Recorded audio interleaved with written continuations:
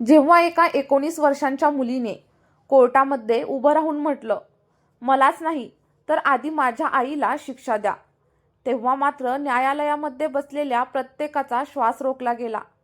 मित्रांनो, आज आपण ऐकणार आहोत त्या एका मुलीच्या आयुष्याची खरी अशी गोष्ट. रात्रीचे साधारणतः 12 वाजून गेलेले होते. शहराच्या उपनगरातल्या एका लॉजवरती अचानकच पोलिसांनी छापा टाकला आणि तिथून एका 19 वर्षांच्या कॉलेजमध्ये शिकणाऱ्या मुलीला एका वयस्कर व्यक्तीसोबत पकडलं गेलं.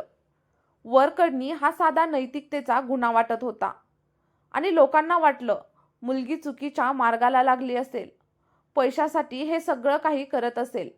पण जेव्हा दुसऱ्या दिवशी तिला कोर्टामध्ये उभं करण्यात आलं, तेव्हा तिने जे काही सांगितलं ते ऐकून संपूर्ण राज्य मात्र हादरलं.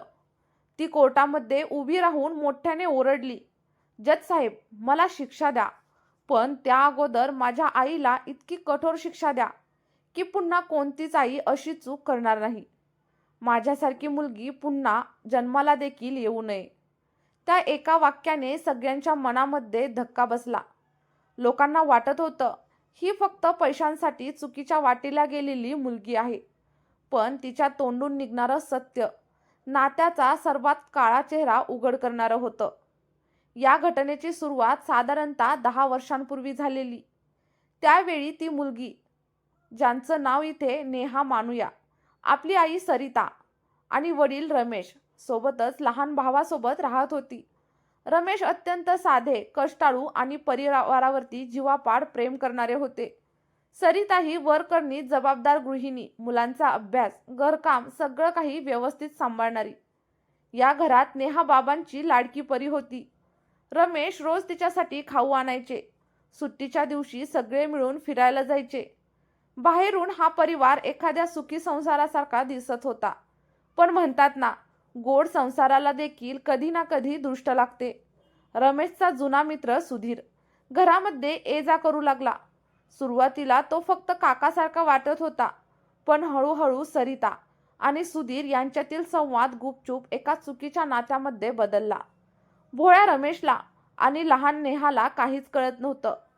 एका रात्री नेहाला तहान लागल्याने ती पाणी पिण्यासाठी स्वयंपाकघरात आली आणि त्या ठिकाणी तिने आपल्या आईला आणि सुधीरला अशा अवस्थेमध्ये पाहिलं की तिच्या बालमनाला कायमचं जखमी करून गेलं. सरिताने नेहाला समजावण्याऐवजी तिला भावनिकरित्या गप्प बसवलं. हे सगळं काही बाबांना सांगितलं तर ते आपल्याला सोडून जातील. आणि त्या दिवसापासून नेहा शांत झाली, पण तिच्या मनामध्ये भीती, तिटकारा आणि एक अव्यक्त वेदना साठू लागली. काही महिन्यांनी रमेश अचानकच मृत्यू पावला. डॉक्टरांनी तो हृदयविकाराचा झटका म्हटलं, पण रमेशनी शेवटच्या रात्री घेतलेल्या चहापासून ते सरिताच्या निर्विकार चेहऱ्यापर्यंत नेहाला सगळं काही संशयास्पद वाटत होतं. रमेशच्या अकाली मृत्यूनंतर सुधीर घरात कायमचा आला आणि तिथूनच सुरू झाला नेहाचा खरा नरक. सुधीरने तिच्या भावाला हॉस्टेलला पाठवून दिलं आणि नेहाला घरामध्ये एकटं पाडलं.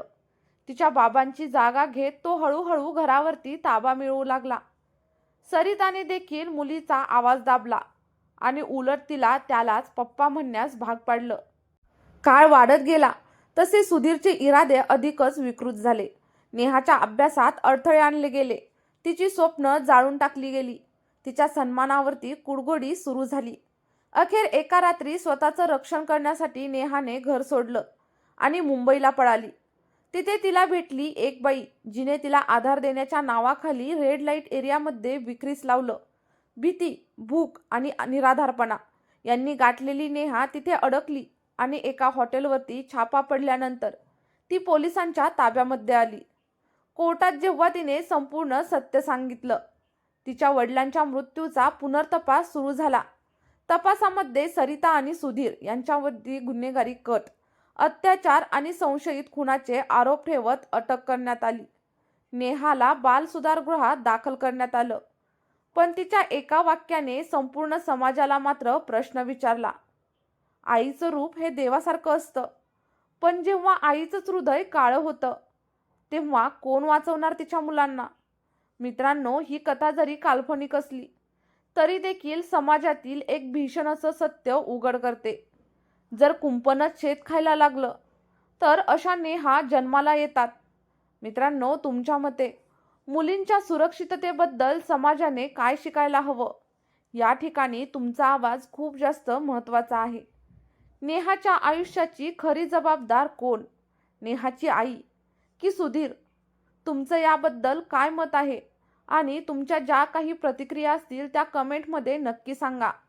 आणि वास्तवाला आरसा दाखवणाऱ्या अशाच नवनवीन कथांसाठी आपल्या चॅनलला सबस्क्राईब करा.